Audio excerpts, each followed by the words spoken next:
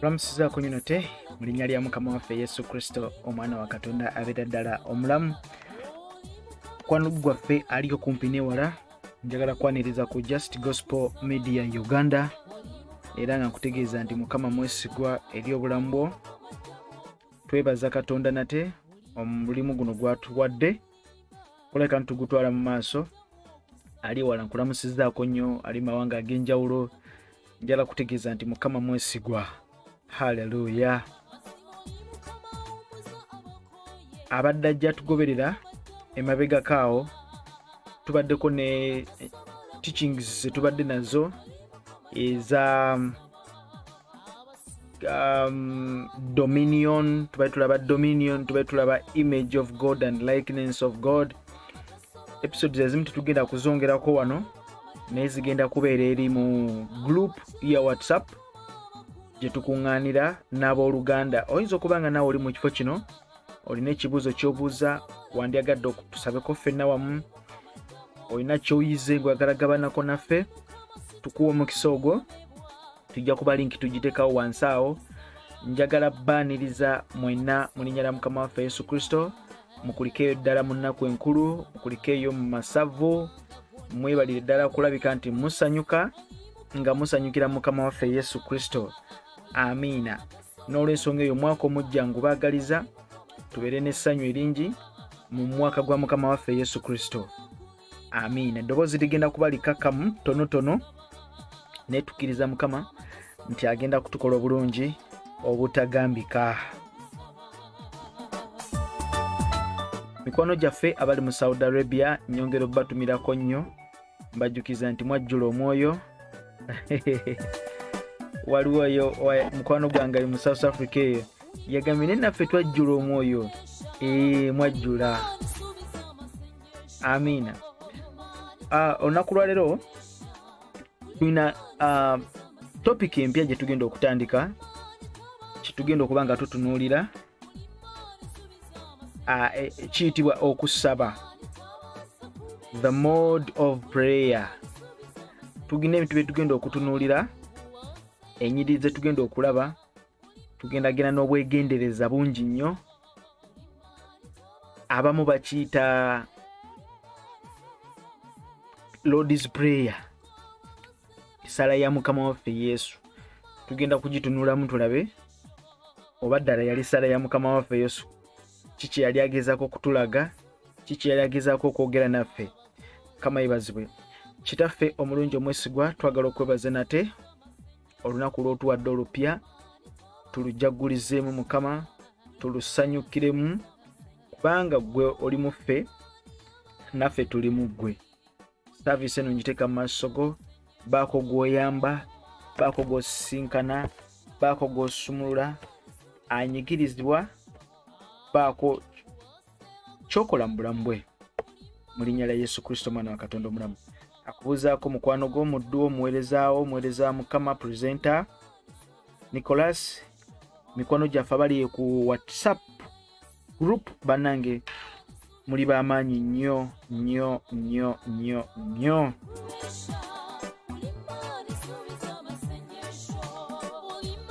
Matayo 6 olunyiriri olw'okutaano. Bayibuli esomesa bw'eti nti era bwe musabanga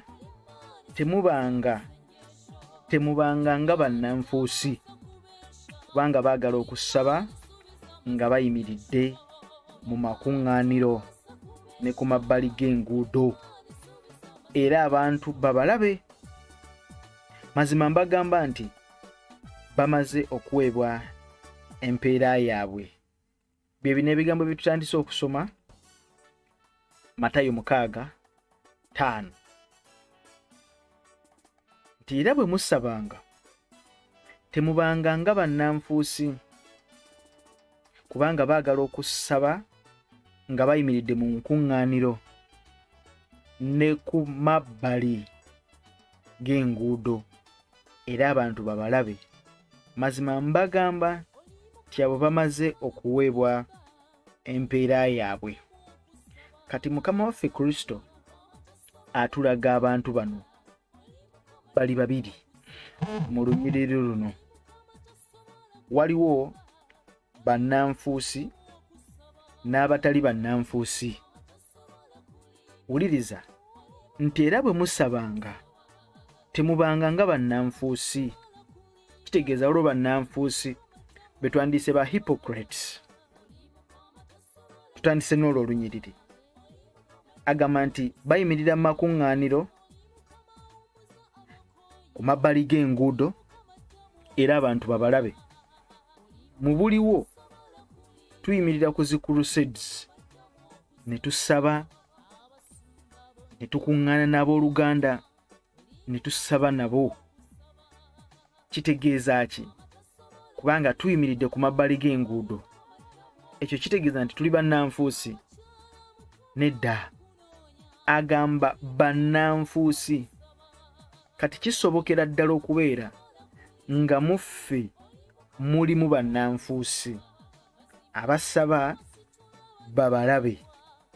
Abasaba olw'ebyabwe. Kati episode zino ze tugenda okutunuulira, tugenda kutunuulira kye tuyita okusaba, prayer.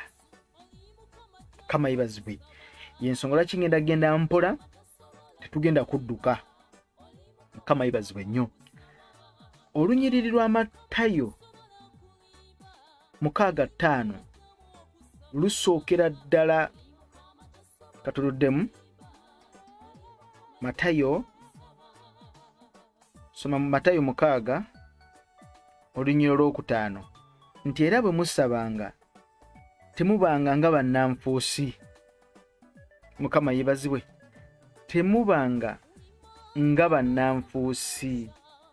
Kati olunyiriri olwo oba olusoma olulaba nga Yesu ayogera ku bantu ba mirundi ebiri. Atunuulizza abantu babiri. Mbakugambe ayogera ku abo bannanfuusi n'abo abatali bannanfuusi. Nti bannanfuusi be bayimirira okusaba, be bayimirira mu makuŋŋaaniro, be bayimirira mu makanisa babalabe.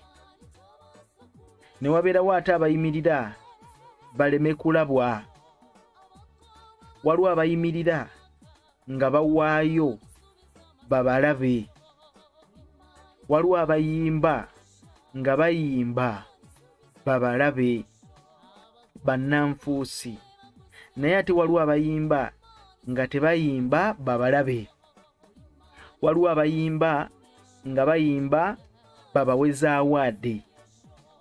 Bayimba gospel ne bayimba bafune fame, bafune erinnya, beegule eri abantu. Kati ne wabeerawo ate era abo abayimba ng'ekigendererwa kyabwe si kya bugagga, si kya kumanyika, naye nga kya kuweereza Mukama.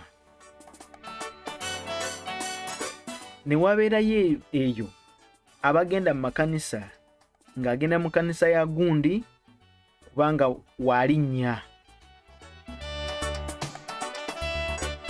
Ye nga tafuddeeyo kigambo kye ekibuulirwa mu kifo ekyo, tafuddeeyo. Ekkanisa eri ku nnono ki? Ekkanisa etambulira ku musingi ki? Tafuddeeyo. Naye wabula omusumba waawo walinnya. Bwe nnaagendayo ne mbagamba nti nsabira wa gundi, nja kuba w'amaanyi. Nange nja kwewulira nti nzaaliwo. Abo nabo weebali. Kati ne wabeerayo ate oli agamba nti nze wadde nsabira mu kibaati, awo we nsabira mpulira omwoyo, seegomba kugenda eri.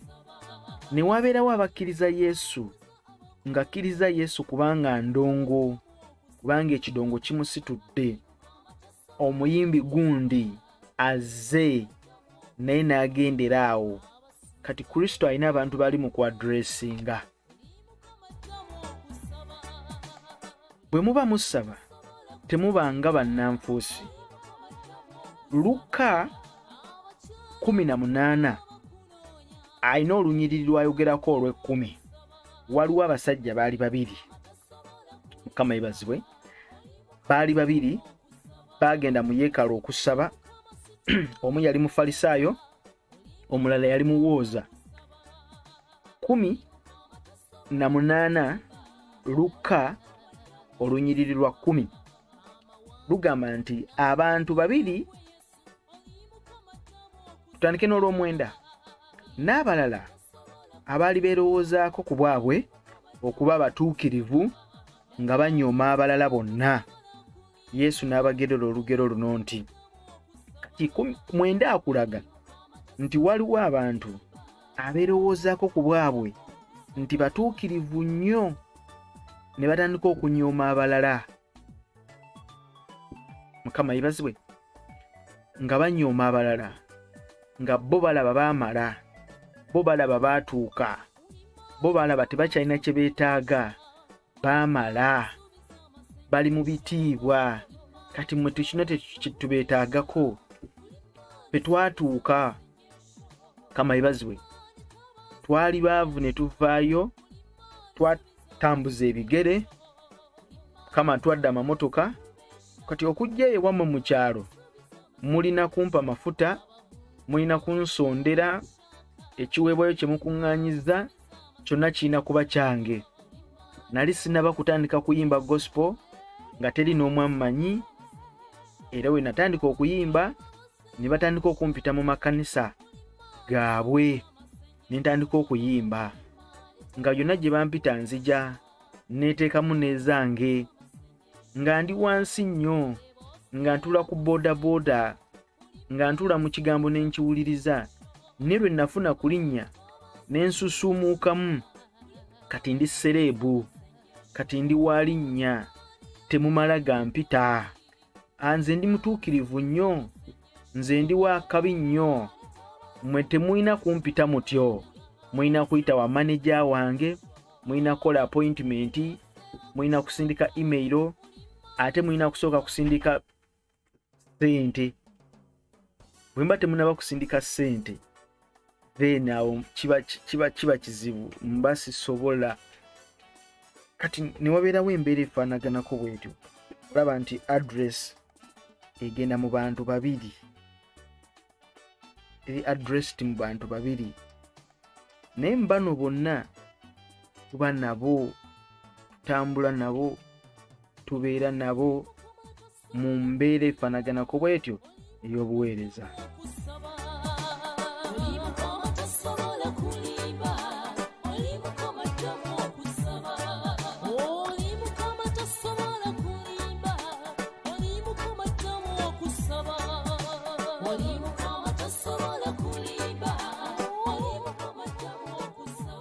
Kati olw'ekkumi lukulaga nti abantu babiri baalinnya mu yeekaalu okusaba.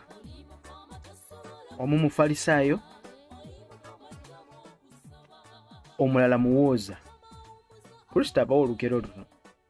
Omufalisaayo n'ayimirira n'asaba yekka ebigambo bino nti, Ayi Katonda nkwebaza, kuba siringa bantu balala bonna, abanyazi, abalyazaamaanyi, abenzi, newankubadde ng'ono omuwooza. Kakati omulaba nti ava ku intention agenze mu kusaba. Jjukira Kristo yali mu basomesa kusaba. Bange ekitibwa okusaba si kwogera bigambo bingi, wabula osengesa otya ekisenge kye ekyokusaba ky'osabiramu ng'oyogera ne Mukama. Kati akugamba nti abantu babiri baalinnya mu yeekaalu okusaba. Njagala kujjukiza nti Matayo 6:5 Yesu alina abantu bayogerako, bali babiri, abannanfuusi abasabira mu makuŋŋaaniro nga baagala abantu babalabe. Tuli ffenna ng'agamba nti mwe temubanga bo bannanfuusi abo. Kakati bano abantu babiri mu Luka 18:10 nti baalinnya mu yeekaalu okusaba, omu mufalisaayo, omulala muwooza. Naye bakooweeteeka, oli mufalisaayo, oli muwooza.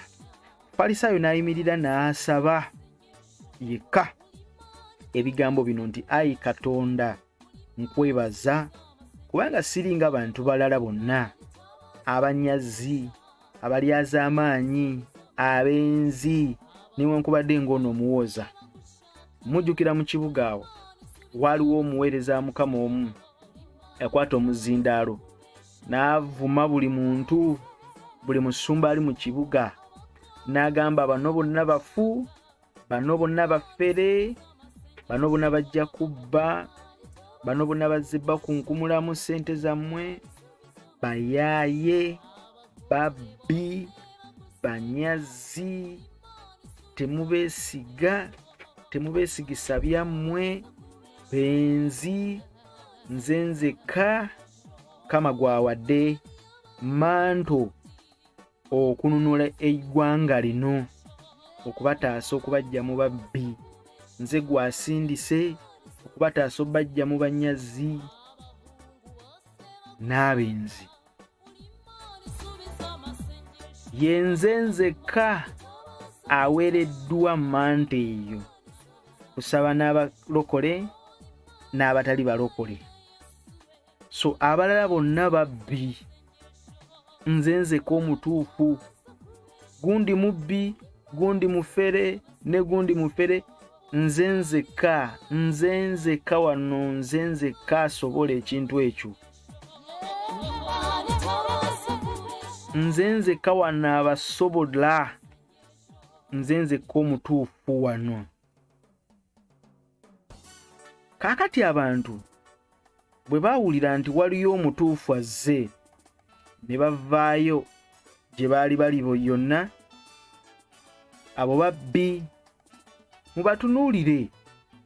Tutunuulira Omufalisaayo ono ng'ayimirira asaba yekka, naye ebigambo by'ayogera ebimuvaamu nti abo babbi, nze neesiimye siri mubbi, ntuukiridde mu maaso go ne mu maaso g'abantu. Abo babbi. Kati abantu ne bawuliriza, muveeyo eyo babajjako ssente, babajjako amabaasa, babasaba buli kimu, muveeyo eyo mujje eno. Oyo omwali mu kusaba era muweereza. Nze nzekka omutuufu, abalala bafu era abalala balimba. Nze nzekka, tewali mulala. Nkiddamu, nze nzekka atumiddwa wano, taliko bbala, taliko wadde olufunyiro. Bano bonna babbi, muveeyo mujje eno. Naffe ne tukwata engugu zaffe, ne twetikka ebyaffe, ne tusenguka ababbi, ne tusemberera omutuukirivu ennyo, ne tusemberera omutukuvu ennyo. Kati ne wabaawo omuwooza. Omufalisaayo waali tumulaba, n'omuwooza waali. Olwo Omufalisaayo ono asigala ayogera ebigambo, nsiiba emirundi 2 mu Ssabbiiti, kiyite mu wiiki. Luka 18:12. Nsiiba emirundi 2 mu Ssabbiiti, mpaayo ekitundu eky'10 ku byonna bye nfuna. Ebiweebwayo nteekayo, ekimu eky'10 ndeeta, buli kimu nkikola, ngoberera amateeka. Siringa bali bayaaye, bali babbi, nze nzekka. Bali bagoba bakazi baabwe, bafuna abakazi abalala. Nze siri bwe ntyo, abo bayaaye. Tuli ffenna. Kristo ayogera mu Matayo 6:5, bwe mubanga musaba temubanga nga bannanfuusi. Temubanga bannanfuusi. Temubanga nga bannanfuusi. Tagambye nti muli bannanfuusi. naye agambye temubeeranga bo bwe mubanga musaba. Naye omuwooza 13 Luka 18:13 ti naye omuwooza n'ayimirira wala. Njagala ompulirize. N'ayimirira wala kitegeeza ki? Nti teyasobola na kusemberera watukuvu wa Mukama. N'ayimirira wala. Kawulirizaako. Yayimirira wala nga tasobola na kuyimirira watukuvu wa Mukama. Yayimirira wala n'atayagala na kuyimusa maaso ge mu ggulu. Wuliriza. N'atayagala na kuyimusa maaso ge mu ggulu. Naye ne yeekuba mu kifuba ng'agamba nti, ayi kitange onsaasire, nze alina ebibi.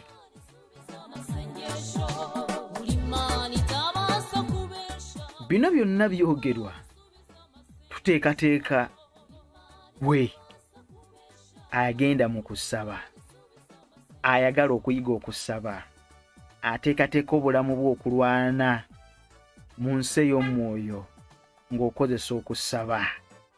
Aleluya.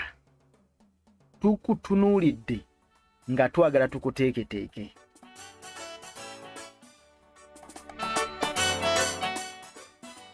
Nze ssebo sisaanidde. Laba ndi mwonoonyi, neetaaga kusaasirwa. Siina kyendi bw'otabeera ggwe. Engalo zange zijugumira, ebigere byange bijugumira, neetaaga okusaasirwa. Nkyetaaga onsaasire, naaza n'omusaayi gwo, sigwanidde.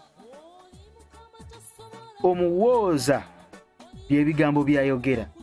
Yayimirira na wala nnyo. Kiddemu, yayimirira wala n'atayinza na kutuuka maaso ga Katonda. Yayimirira wala n'atayagala na kuyimusa maaso ge mu ggulu. Teyayagala, kubanga yawulira nga n'amaaso ge goonoona. Teyayagala na kuyimusa mikono gye, kubanga emikono gye yategeera nti gyonoona. Yeekuba yekka mu kifuba, gunsinze, gunsinze, gunsingidde ddala, n'akaaba. N'agamba nti nze onsaasire, alina ebibi ebingi.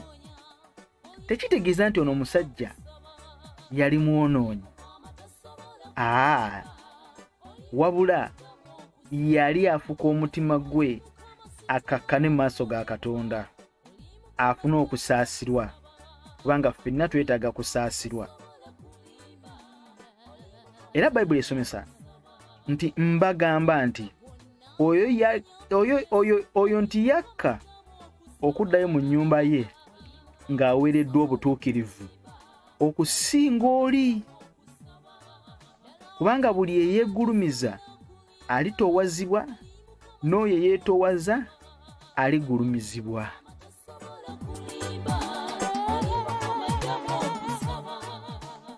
Abakulu bano bombi, ono yagenda okuvaayo mu kusaba ng'aweereddwa obutuukirivu. Wangi yagenda okuvaayo ng'aweereddwa yali yeetaaga, kuba yali yeetaaga kusaasirwa. Yali awulira nga tasaanidde. Ngamba nti tekitegeeza nti omusajja ono yali muwonoonyi. Nedda. Wabula bw'ogenda mu maaso ga Katonda weetowaza, okakkana.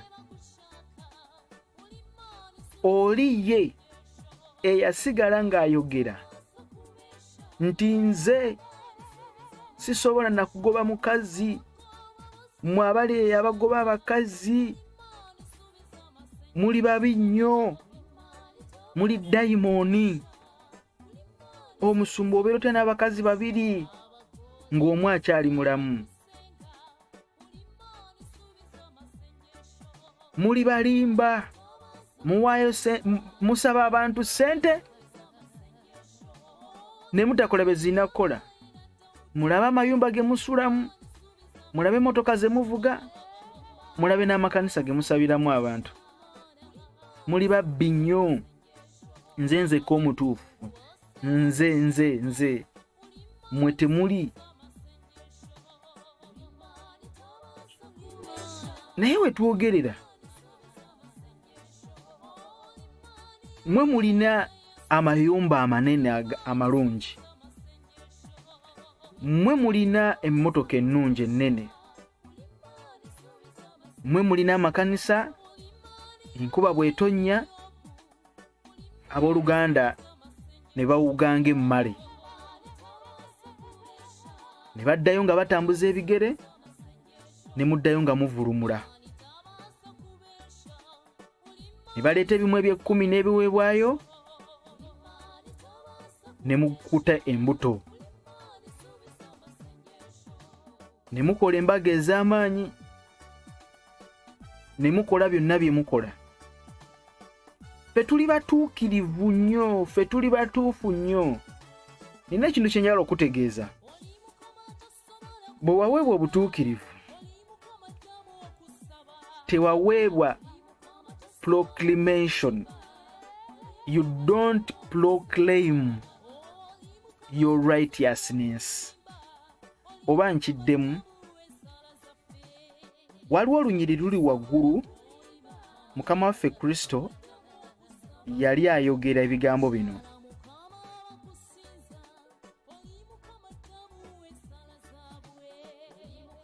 Ndukuwe.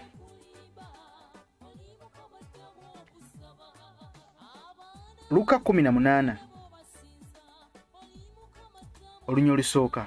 Yesu n'abagera olugero bwe kibagwanira okusabanga bulijjo obutakoowanga.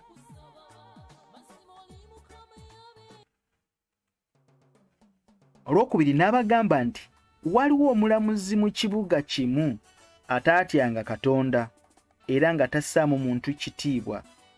Era waaliwo nnamwandu mu kibuga ekyo eyajjanga ew'omulamuzi oyo n'agamba nti namula n'omulabe wange.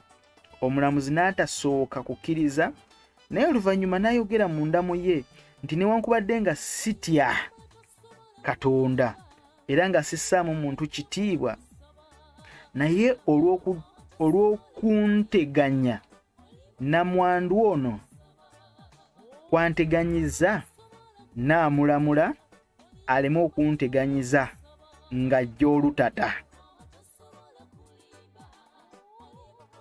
Olw'omukaaga, muwulire omulamuzi oyo atali mutuukirivu ky'agamba. Kale ne Katonda taliramula balonde be abamukaabirira emisana n'ekiro nga kyakugumiikiriza? Mbagamba nti alibalamula mangu, naye Omwana w'Omuntu bw'alijja alisanga okukkiriza ku nsi. Mukama waffe yeebazibwe nnyo. Buli w'obeera tunuulira omukyalo ono, yajjanga olutata, teyassanga mukono, bagamba nti teyazikizanga, yasigala yeetaaga. He desired for more. Kakati bwe twalokoka, twaweebwa obutuukirivu muli munda mu ffe. Obutuukirivu obutali bwakwata muzindaalo n'oteeka waggulu n'oyita mu katale. Nze ndi mutuukirivu, nze era ndi mutuukirivu, nze ndi mutuukirivu nnyo. Mwe boonoonyi mmwe. Waliwo omubuulizi w'enjiri omu gwe ndabaawo nga sinaba kumuggyako.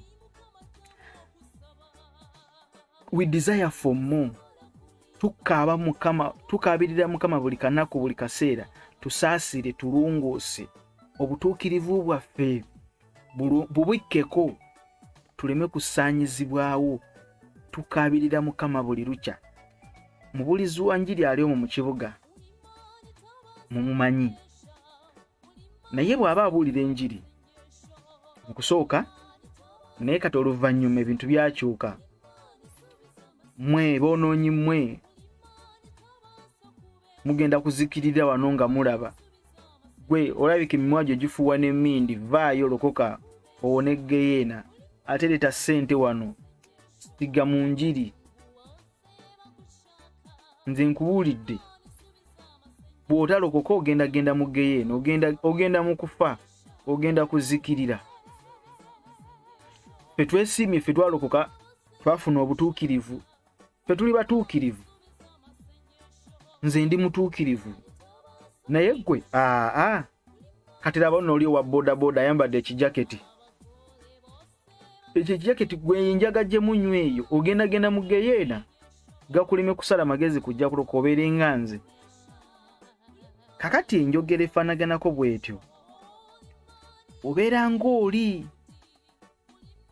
obeera olimu amalala mujjukira omusajja mu Luka 18:10 gwe twalabye ayagenda okusaba n'omuwooza n'agamba bano babi nnyo nze nkola ebirungi Mukama yebazibwe enjiri eyo Yesu tugibuulira ebasalira omusango naye mu kugibabuulira tetulina ate kugulumizibwa nnyo kukira ku bo kubanga omuntu oyo gw'oliko agenda kufuna ekisa enkeera ajja kubeera mulala nnyo ate nga gwe kyali omugamba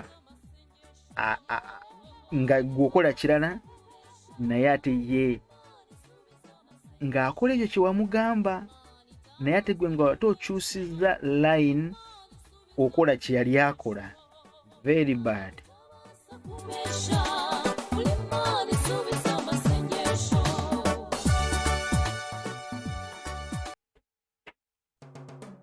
olaba oli eyabagambanga mukola bino mukola ne bino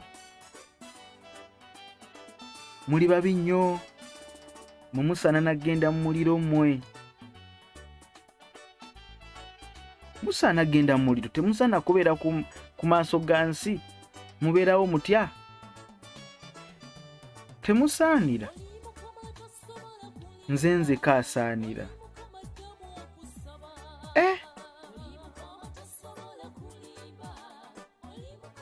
kati n'abeera nga omugabo gwe ye agufunye Kama yebazibwe ye ogugwe yagufuniraawo tusoose wano tugenda kweyongerayo mu maaso wano tuyinza okuba nga tukomye nakulo lwaleero tugenda kweyongerayo naye wuliriza ebigambo bino bw'obanga oli maaso ga Katonda genda mu kusaba tobanga nga munnanfuusi tunula mu makanisa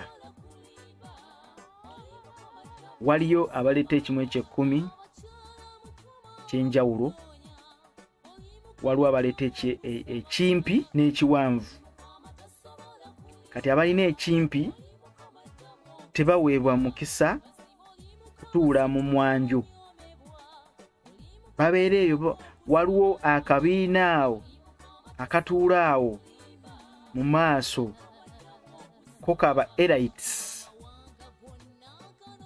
abo bayita abakikwatamu balina purayisi yaabwe ne paakingi zaabwe za njawulo ab'obugaali mwe mupaakinga eri bo balina we bapaakinga nga wali special balina we bayita wali special balina we batuula wali special babaaniriza mukadde nga kali special service bwe ziggwa be basisinkana omusumba in a special way kubanga balina ebbaasa ezitowa era bebeera babasabira in a very special way kubanga bamuwendo mu maaso g'abantu kati ate oyo bw'ayimirira okusaba bw'aba ayingira mu mulyango bamuyisaawo supiidi ne bayisa omukadde atudde wansi eri ku mulyango Asha asabira obuweereza ne yeegayirira ku lw'obuweereza ne bamuyisaako abakulu babakubira mbuubizi mbugalo. Oh, bless you, bless you, bless you, bless you. Bless you, bless you, bless you, bless you. Nakwata ku kyenyi, bless you, bless you, bless you. Ne mweleza bless you, bless you. Bwe babeera nga bayitawo ku luguudo bayitawo na convoy zibawerekera. Amina nayita ku mukyala ku street asiika kasooli asiika muwogo nga yoyo yagenda okuvaamu 10 olugenda okujja mu kibbo ku Sande ate nga yemwegayiriza obuweereza ye mulabi yalaba is a seer. Amina era bw'aba agenda kumukusaba yeegayirira akutunuulira gwe n'alaba nga wafuuka kirala n'asigala nga yeekuba mutima n'abeera ng'omuwooza n'agamba nensaasira nsaasira Mukama nsaasira nyonoonye nga si yayonoonye ne gwayonoonye. Kati ate naddizibwa n'ayongerwako ye ayongerwako amafuta ayongerwako emyaka n'akuumibwa mu mbeera yonna gy'alimu. Kati ate gwe omugagga ayabayiseeko embeera eyo gy'olimu n'ekuzikiriza n'oweebwa empeera ye ey'oku nsi ono ye n'aweebwa empeera ye ey'omuggulu kubanga gwe wafuna ekintu kirala wafuuka kirala gwe tokyasoboka. Gwe emikono buli woyita bakuwanikira mikono mu bbanga mikono waggulu our man our man our man our man. Buli woyimirira oyagala bakulabe buli wobeera oyagala oyogere gwe abaawulirwa buli kaseera gwe ayagala radio zoogere ku ggwe TV zoogere ku ggwe buli kimu kyogere ku ggwe oyagala buli microphone zikyukire ggwe buli wamu we bakuyita gwe togaanako oyagala gwe abaagenda oyogere oyagala gwe abaawulirwa. Kama yebazibwe. So Kristo agamba nti waliwo bannanfuusi ate waliwo abo abatali bannanfuusi. So agamba temubeeranga nga bannanfuusi. Mukama yebazibwe nnyo. Tuli ffenna abo babi nnyo. Bw'oba onenya ekibi kinenye bibiriko tokinenyeza bukuusa tokinenyeza busungu kinenye bibiriko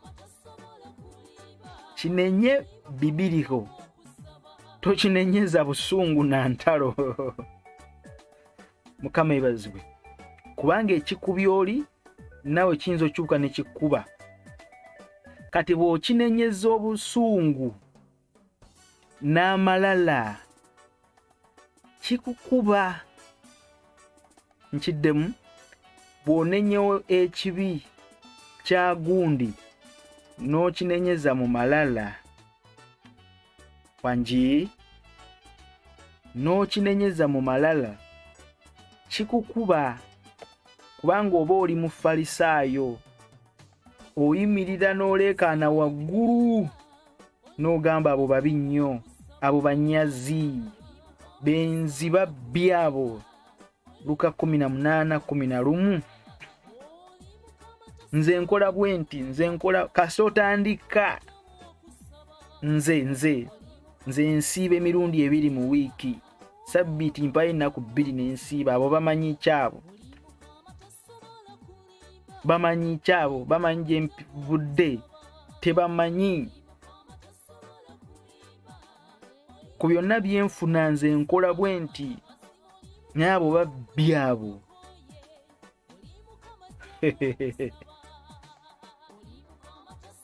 Kikukuba kubanga okyogerera mu busungu, tokyogerera mu kunenya, kutereeza. You are not edifying. Naye oli mu kutema. Kati oyo buli gwoyogerera ekyo kyoyogedde oba kiri oba takiri, naye kasita oyimirira mu ngeri y'ekifalisaayo kijja kukuba. Ate bwe kikuba tujja sigala nga tukulaba, kubanga okyogeredde mu mbeera ya kifalisaayo, ya kikuusa olw'ebigendererwa byo. Abamu bakola ebintu ebyo just kuba nti babira baagala following, ababadde eri baveeyo badde eno basale eddiiro, ababadde bave eri badde eno baveeyo badde eno. That's the interest. Naye if it's not that, olabye omuntu ajja ku mudaala gwo otunda ngege, nena ateekawo omudaala gw'engege, nateekawo ekizindaalo ekinene. Nze kayina engege ennungi wano ku kitundu, weekubira akalango. Engege za gundi nfu, ebyennyanja bye byatunda bivundu, ebyange bye biramu. Nze kayina ebyennyanja ebiramu wano. Naye ng'okakasa olina ekyennyanja kiramu, ani alina ebyennyanja ebiramu? Ekyennyanja ekiramu kiri kimu, kyekyennyanja ekiri mu mazzi ekiwuga. Ekyennyanja kasa kirekeraawo okuwuga, kiba tekikyali kiramu. Omubiri gwakyo gubeera mu state ya kufa, guba gufudde, kubanga tekikyasobola kussa, ne bw'okizza mu mazzi tekisobola kuwuga. Naye gwe otugamba nze kayina ebyennyanja ebiramu, ebyoli bifu, bivundu. Gy'obeera nti ebyammwe byonna bwe babikwata ne babizza mu mazzi biwuga. Tukomye wano, tujja kuddamu. Tukwebaza Mukama olwakadde k'otuwadde. Amiina. Njala kutegeeza nti mukwano gwaffe ayagala okubeera nti otwegattako, tusabako ffenna tuyiga ebigambo eby'enjawulo. Ngenda kuwa omukisa nkuteerewo WhatsApp link, ojja kuba otwegattako tunyumyemu. Mukama akumpire omukisa. Bye bye.